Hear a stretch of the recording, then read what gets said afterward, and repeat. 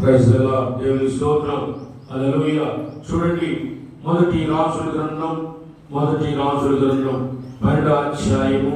మొదటి రాజుల గ్రంథం 12వ అధ్యాయం తీసుకోండి. 31వ వచనాన్ని చదువుదాం. మరియు అతడు ఉన్నత స్థలములను కట్టించి మందిరముగా ఏర్పరిచి లేవీయులు కాని సాధారణమైన వారిలో కొందరిని యాజకులుగా నియమించబడింది. మరలా 33వ వచనం కూడా చదువమ్మా. ఈ ప్రకారము 8వ మాసమున సరిగ్గా అవసరం లేదు. మళ్ళీ ఈ 31వ వచనం మళ్ళీ చదువుదాం. 31వ వచనమే మళ్ళీ చదువుదాం. ప్రియా దేవుని బిడ్డారా, మళ్ళీ చదువుదాం. చదువుదానా? మరి అతడు ఎవరు? యెరోబాము. గత వారం మనం ఎవరి గురించి చెప్పుకున్నాం? యెరోబాము గురించి చెప్పుకున్నాం కదా. కాబట్టి మరి అతడు ఏం చేశాడు? ఉన్నత స్థలాలను కట్టించాడు, మందిరంగా ఏర్పరిచాడు కదా. మందిరంగా ఏర్పరిచాడు. అయితే మందిరంగా ఏర్పరిచి ఏం చేశాడు? లేవీయులు కానీ సాధారణమైనటువంటి వారిలో అది. ఇప్పుడు 3వ మిస్టేక్ చూస్తున్నారా? ఆయన చేసిన 3వ తప్పు ఏంటో? ఆయన చేస్తున్న 3వ తప్పు ఏంటి? యాజకులుగా సేవకులుగా ఎవరిని నియమించాలో వాళ్ళని నియమించలేదు. ఆయన చేస్తున్న తప్పు చూడండి, ఆయన చేస్తున్న పొరపాటు. సేవకులుగా ఎవరినైతే పెట్టాలో లేవీల్లో పెట్టాలి సేవకులుగా. కానీ వాళ్ళు కాకుండా ఎవరో సామాన్యమైన వ్యక్తులు తీసుకొచ్చి వాళ్ళని పాస్టర్లు చేసి పెట్టాడు, యాజకులుగా నిలబెట్టాడు. ఎంత పొరపాటు అది, ఎంత తప్పని. ఏమండి, దేవుని మందిరంలో ఏమండి యోగ్యత కలిగిన వారిని నియమించాలా, యోగ్యత కలిగిన వారినే పెట్టాలా. యోగ్యత లేని వాళ్ళని పెట్టకూడదు. అందుకే నేను ఎవరిని పెడితే వాళ్ళని పెట్టను. ఒక పని చెయ్యాలంటే దానికి తగిన యోగ్యత, అర్హత ఉండాలా. లేకపోతే ఆ పనికి పెట్టకూడదు, ఆ పని చేయకూడదు. పెట్టినోడు తప్పే, చేసినోడిది తప్పే అవుతుంది, పెట్టినోడిది తప్పు అవుతుంది. ఏమండి, అవును, వాస్తవము. ఒకవేళ వాడు తెలుసో తెలియదు పెడితే తెలిసింది ఏం చేయాలా? అయ్యా, దానికి నేను చెప్పండి, ఆ పని నేను యాజకురాలు కాదు, నువ్వు నన్ను పెట్టకూడదు, దానికి నేను యోగ్యుడు కాను అని చెప్పాలి. నేను చేసిన పొరపాటు అదే. ఎవరు పెడితే వాళ్ళని నియమించకూడదు. యాజకులుగా ఎవరినో నలుగురు తీసుకొచ్చి మందిరంలో యాజకులుగా పెట్టాడు. అది ఆయన చేసిన పొరపాటు. అందుకేనండి సంఘంలో కూడా దేవుని బిడ్డలారు ఈరోజు చాలా సంఘాలు అదే. నువ్వు సంఘ పెద్దగా అంటారు. ఎవరిని పెట్టాలి సంఘ పెద్దగా? తాగుబోతుని పిలిచి నువ్వు సంఘ పెద్దగా ఇస్తావా? నువ్వు సంఘ పెద్దగా పెడతావా? ఇది ఎంత తప్పు, ఇది ఎంత పొరపాటు, ఇది చెప్పండి. ఎంత భయంకరమైన విషయం. అంటే వారికి శిక్ష రావడానికా? అంతేగా, అతనికి తెలియదు. కొన్నిసార్లు తెలియని వాళ్ళు ఉంటారు. అయ్యో, ఈ పని నేను చేయొచ్చా చేయకూడదు అని తెలియని వాళ్ళు ఉంటారు కదా. తెలియని వాళ్ళు తీసుకొచ్చి నువ్వు సంఘపెట్టుగా ఉండు అంటే ఆయన తాగుతాడు, పాపం చేస్తున్నాడు. ఆ పాపం చేసే వ్యక్తి నువ్వు సంఘపెట్టుగా పెడతావా? ఎంత తప్పు. ఆ శిక్ష అతని మీదకి వచ్చింది పాపం. కాబట్టి ఎవరిని పెడితే వాళ్ళని నియమించకూడదు. ఏ పని ఎవరికి అప్పగించాలో ఆ బాధ్యత సంఘం మీద ఉంటుంది. కాబట్టి సంఘ పెద్దగా నువ్వు నియమించబడాలంటే ఒకవేళ నువ్వు సంఘ పెద్దగా ఉండాలంటే అర్హతలు ఏంటో చెప్పనా?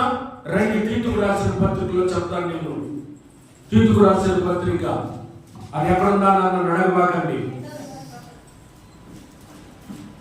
తీసుకోండి. తిమోతికి రాసిన పత్రిక, మరి పాత నిబంధనలు చూడబాకండి. మొదటి అధ్యాయమే 5వ వచనం చదువుదాం. తీసుకున్నారా? తిమోతికి రాసిన తీతుకు రాసిన పత్రిక మొదటి అధ్యాయం 5వ వచనం చదవమ్మా. నేను నీకు ఆజ్ఞాపించిన ప్రకారము నీవు లోపముగా ఉన్న వాటిని దిద్ది. ప్రతి పట్టణంలో, అంటే ప్రతి సంఘంలో, ఎక్కడైనా పట్టణంలో సంఘాలు కట్టేవాడు కదా, కాబట్టి వెళ్ళిపోయి ఆ పట్టణాల్లో పెద్దలను నియమించు నిమిత్తమే ఎవరైనాను అదిగో ఎట్లా ఉండాలంట? నిందారహితుడు. అబ్రహాంకి ఇదే చెప్పాడు దేవుడు, నువ్వు నా సన్నిధిలో. అబ్బా, గుర్తు పెట్టుకున్నారు, దేవుడికి స్తోత్రం, భలే గుర్తు పెట్టుకున్నారు. అబ్రహాంతో దేవుడు మాట్లాడింది ఇదే, నీవు నా సన్నిధిలో, నా ఎదుట నీవు నిందారహితుడు అయిండుమో నేను నిన్ను దీవిస్తానన్నాడు. నేను సర్వశక్తి కలిగిన దేవుడిని అని చెప్పాడు. కాబట్టి ఒక సంఘ పెద్దగా, ఏదైనా పెద్ద కావచ్చండి, ఒక పనికి నీవు నియమించేటప్పుడు,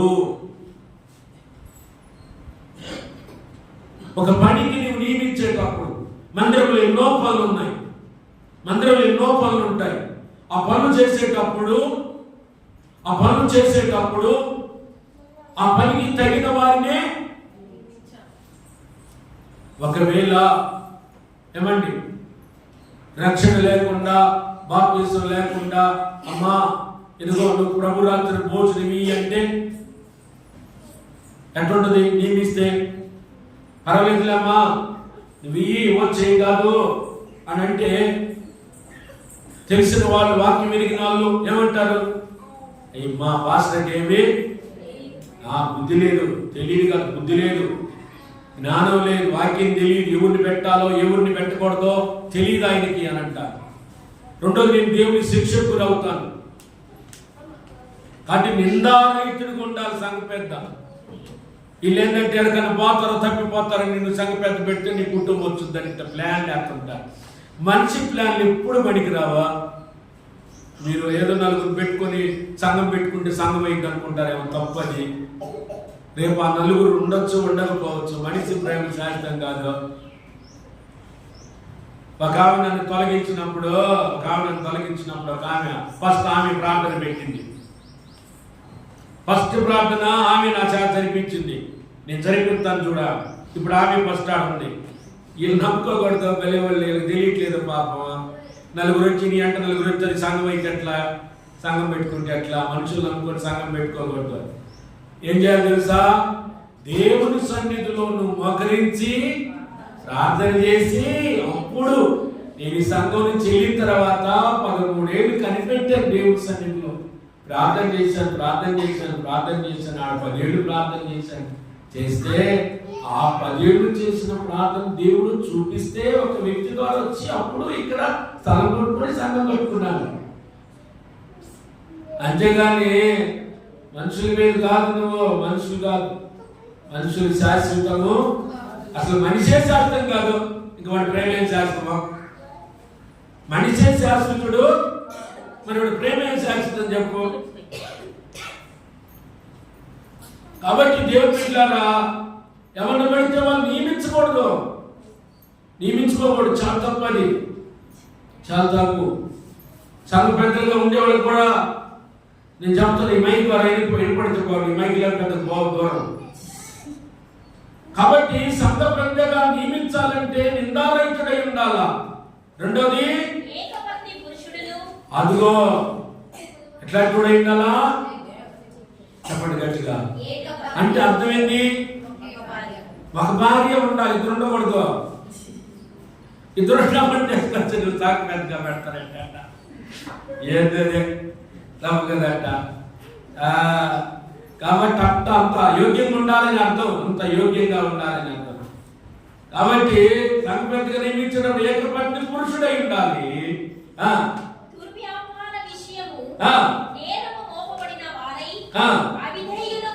అది అవిధేయులు ఉండకూడదు.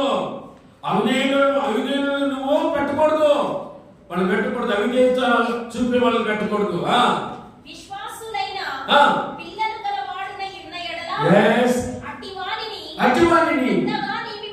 అదిగో పెద్దగా అదిగో అట్లాంటి నువ్వు నియమించు.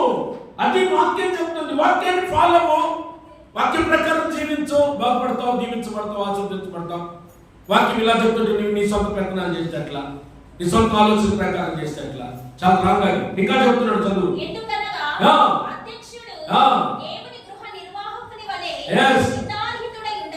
ఎందాక చెప్పింది ఆ మాట మళ్ళీ చెప్తున్నాడులే. స్వేచ్ఛపరుడై ఉండాలా. ఏంటి చెప్పేవలే. ఎట్లా అంటాడంట? ముక్కు మీద ఉండేవాడు కదా పాపం. కొంతమంది ముక్కు మీద ఉంటుంది పాపం. ఎవరికి? కొంతమందికి ఉంటుంది ముక్కు మీదే ఉంటుంది పాపం. కోపిస్టులు పెడితే అట్లా నువ్వు చూడు ఎంత రూల్ పెట్టాడో. మరి ఎర్రబాబు చేసిన తప్పు అదే కదా. అలా యాజకులు కాదు వాళ్ళు తీసుకొచ్చి నువ్వు పాస్టర్గా పెడితే అట్లా. ఆయన ఉద్యోగస్తుడు, ఆయన ఉద్యోగం చేసుకునే జాయిన్ చేసుకొచ్చి నువ్వు పాస్టర్ చెప్తాంట. ఆయన ఉద్యోగస్తుడు తీసుకొచ్చి నువ్వు పాస్టర్ అంటే ఎట్లా? ఆయన వ్యాపారస్తుడు తీసుకొచ్చి నువ్వు పాస్టర్ అంటే ఎట్లా? సార్ నాకు తెలిసిన బ్రదర్ ఉన్నాడు, ఆయన కోడిగుడ్లు అమ్ముతాడు, మళ్ళీ సాగు చేస్తాడు. నేను ఒకటే మాట చెప్పాను, నువ్వు కోడిగుడ్లు అన్నాము కరాకని దగ్గర చెప్పాను. కోడిగుడ్లు అన్నాము లేదంటే సావన్నా చెయ్యని చెప్పాను. నిజం, కోడిగుడ్లనే అమ్ము లేదా సాగు చేసుకో, రెండింటిలో ఏదో ఒకటి డిసైడ్. అందుకని డిసైడ్ కావాలని నన్ను దేవుడు. మంత్రిగా కొనసాగుతావా, టీచర్గా కొనసాగుతావా, లేకపోతే సేవ చేస్తావా? డిసైడ్ అవ్వు నువ్వే. డిసైడ్ అయిపోయాను ఒకటే, ప్రభువా నాకు టీచర్ పోస్ట్ వద్దు, నాకు నీ సేవే కావాలి. రెండు నాకు వద్దు. నేను టీచర్గానే ఉంటానంటే టీచర్గానే ఉండించేవాడు, సరే అని చెప్పేవాడు. కాలేయాన్ని సేవ చేస్తానన్నా సాగుడుగా నియమించుకున్నాడు. అది కాబట్టి కోపిస్టోని పెట్టకూడదు. ఏం చేయకూడదు? లోక గారు చెప్పు. కోపిస్టోని పెడితే ఎట్లా? ఎవడో ఒకటి దిగుతాడు. కోపిస్టోని పెట్టి ఏంద్ర అంత కోపిస్టోని పెట్టారు మీరు అని అంటారు. కోపిస్టోని మద్యపానం అంటే ఏంటి? త్రాగుబోతుల్ని వాళ్ళని గొడవలు పోయేవాళ్ళు పెడతావా? ఇప్పుడు వాళ్ళే చాలా మంది సలామని అవుతున్నారు సంఘటనలుగా. కొట్లాడిపోయేవాడిని పెడతావా? కొట్టేవాడిని పెడతావా? వాడిని కొడుతుంటే ఇతను పనికి వస్తాడు రా. దేవుడికి పనికి రాడు, మనుషులకు పనికి వస్తాడేమో, దేవుడికి పనికి రాడు. దేవుడికి అట్లాంటి వాళ్ళు వద్దు, అట్లాంటి వాళ్ళు అవసరం లేదు. నిరమాం చేసిన తప్పది. ఎవరు వాళ్ళు? లేస్తులా అది ఎవరు? సామాన్య మనుషులు, లేవిలా కాదు, ఆరోగ్య సంతతి వారి కాదు వాళ్ళు. అలాంటి వాళ్ళు తీసుకొచ్చిన ఎట్లయినా యాజకులుగా పెడతాం. మరి దేవుడి కోపం రాదా? ఆయన చేసిన పనికి కోపం వస్తుంది. దేవుడి కోపం వచ్చింది నువ్వు చేసే పనికి. ఇంకే జాగ్రత్తగా ఉండాలండి. ఉన్నట్టు చెప్పడమే వాక్యం అంతే. మనుషులు భయపడింది అలా పడతారేమో, బెదిరిస్తారేమో, ధైర్యం చూపిస్తాడేమో, చూపి లేదా లాస్ట్ లంపై కొడతాడేమో. ఒక ఆయన వాక్యం చేస్తుంటే పాస్టర్ గారు కొంచెం ఒక ఆయన ఆంతులు కొట్టాడు చంపకి. పాస్టర్ గారు ఎంత తక్కువ తిన్నాడా, మళ్ళీ ఈయన 2 చంపలు కొట్టాడు. పట్టొచ్చట? మీరు చెప్పండి. ఆయన కొట్టాడు, నువ్వు పడతావా? ఏం ప్రభు ఏం చెప్పాడు? ఒక సంప మీద కొడితే ఇటు కూడా కొట్టయ్యా అని చెప్పాడు. అందుకని నిన్ను మళ్ళీ తిరుగుడు కొట్టమని అది అన్నాడంట. కొట్టి ఇది పాత నిబంధన అన్నాడు. అంటే ఏం దెబ్బకు దెబ్బ పంటికి పండు అన్నాడు. అటు చేసేటమ్మా పొరపాటు కొట్టినా కానీ బెదిరించినా కానీ నువ్వు వాక్యం తప్పు చెప్పు. వాక్యం ఉన్నది ఉన్నట్టే చెప్పు చాలు. ఏంది చెప్పినా ఏంది భయం ఏంది? దేవుని రాజ్యంలో ఉంటాం, పరలోకంలో ఉంటాం. ఏంటి కొడితే పడతారు, చంపుతారు, ఏంటి అంటారు, ప్రాణం తింటారు. ఏడుంటారు మరి? అయితే చెప్పు, పౌరుని చంపలేదా? పేతుని చంపలేదా? చెప్పండి. మార్క్ అని ఆయన అయితే ఇదిగో మార్క్స్ వార్త రాసండి. ఆ మార్క్ అనేటువంటి ఆయన అయితే ముక్కలుగా నరికారు. మరి తెలుసుకోవద్దు మీరు కూడా ఎవరు ఎట్లా చచ్చిపోయారు, ఏ సాగుంటే ఎలా చనిపోయించారు తెలుసుకోవద్దా? ముక్కలుగా నరికి చంపారు. పౌరులు అయితే ఈ తల తీసేసి నరికేశారు, అలా నరికేశారు. పేతుని అయితే వేసింది ఆయన తిప్పేసారు, తల తిరిగేశారు. ఏంటంటే దేవుడి కోసం నిలబడ్డారు. ఉన్నదన్నాడు చెప్పాలమ్మా. ఏం పోనీయండి చెప్పి జనాల్ని భ్రమ పెట్టకూడదు, మోసపరచు. 20 తీసిన తప్పది, మూడో తప్పది. ఒకటి చెప్పండి, ఒకటి చేసిన పొరపాటు అంటే సృష్టికర్తను వదిలేసి సృష్టిని పూజించేటట్టు చేశాడు. 2 కష్టపడబాకండి, కష్టపడద్దు. ఎందుకు అంత దూరం పోవటం? కష్టపడాలి. యేసు ప్రభు ఈ లోకంలో ఉన్నంత కాలం కష్టపడాలి. 3వది, ఇప్పుడు యాజకులు కానుల్ని యాజకులుగా నియమించాడు. మళ్ళీ తప్పు చూపిస్తున్న ఆయనలో ఇంకో చూడండి. ఆయనలో ఉన్న పొరపాటు, ఆయన ఉన్న మరొక పొరపాటు చూడండి. ఇలాగా వాక్యంలో గమనించండి. వాక్యంలో మొదటి రాజు గ్రంథమే 5వ అధ్యాయము 33వ వచనం చూడండి అమ్మా. 33వ వచనం. ఈ ప్రకారం అతను యోచించిన దాన్ని బట్టి అమ్మా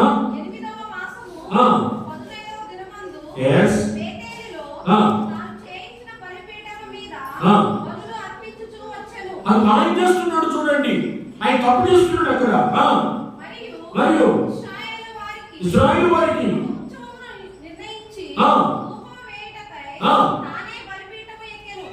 తప్పండి. అది ఈ కింద వచ్చిన ఏముందమ్మా? ధూపం వేయటకు తానే. అయ్యో ఈయన రాజు, యాజకుడు చేయాల్సిన పని ఈయన చేస్తున్నాడు. అంటే ఇక్కడ ఆయన తన గర్వాన్ని ప్రదర్శిస్తున్నాడు. తన గర్వాన్ని ప్రదర్శిస్తున్నాడు. ఇట్లా ఉన్నాడు ఒక రాజు కూడా.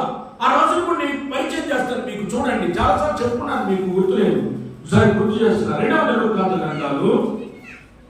2వ దినవృత్తాంత గ్రంథాలు 26వ అధ్యాయము 26వ అధ్యాయం 16 నుంచి చదవండి. 16 నుంచి చదవండి. అయితే తీసుకున్నారా? 2వ దినవృత్తాంత గ్రంథాలు 26వ అధ్యాయము 16వ వచనం. ఇది కూడా ఒక రాజు, ఈయన పేరు ఉజ్జియా అనే రాజు. అయితే ఉజ్జియా రాజు స్థిరపడిన తర్వాత అదిగో ఉజ్జియా మనసున గర్వించి అది అంతేగా గర్వం చెడగొట్టిందిగా చెడిపోయాడు. ఉజ్జియా ధూపపీఠం మీద ధూపం వేయుటకై యెహోవా మందిరములో ప్రవేశించి ఎవరి మీద ద్రోహం చేస్తున్నాడు? దేవుడి మీదే. చూడండి ఎంత తప్పు చేస్తున్నాడు. ధూపవేయుడు కాయనే ధూపవేదిక దగ్గరకు వచ్చాడు. యెహోవా మీద ద్రోహం చేయగా యాజకుడైన అజర్యాయు అతనితో కూడా ధైర్యవంతులైన యెహోవా యాజకులు 80 మంది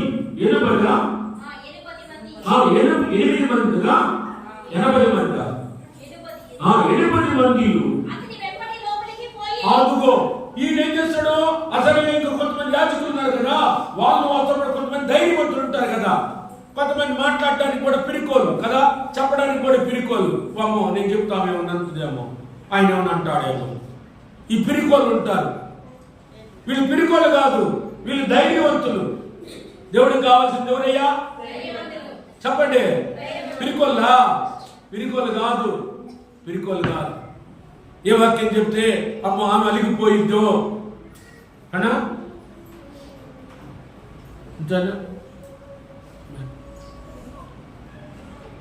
పాని అలిగిపాని ఎన్ని చోట్లకు పోయి దాని కూడా పాపం, ఎన్ని చోట్లకు తిరుగుద్ది దాని కూడా పాపం తిరగని ఏమండి.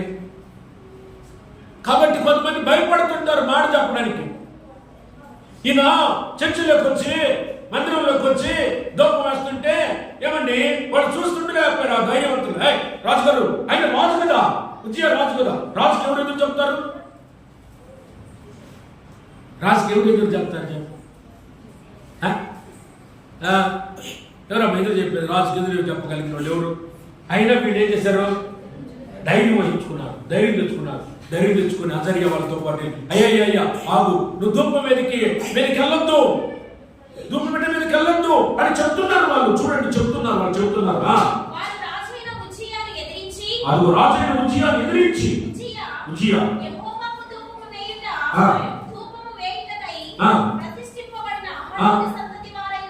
అదిగమ్మా ఎంత క్లియర్ గా ఉంది చూడమ్మా. అహరోను సంతతి వారైన అదుగో యాజకుల పనే గాని ఎవరి పని కాదు, అదమ్మా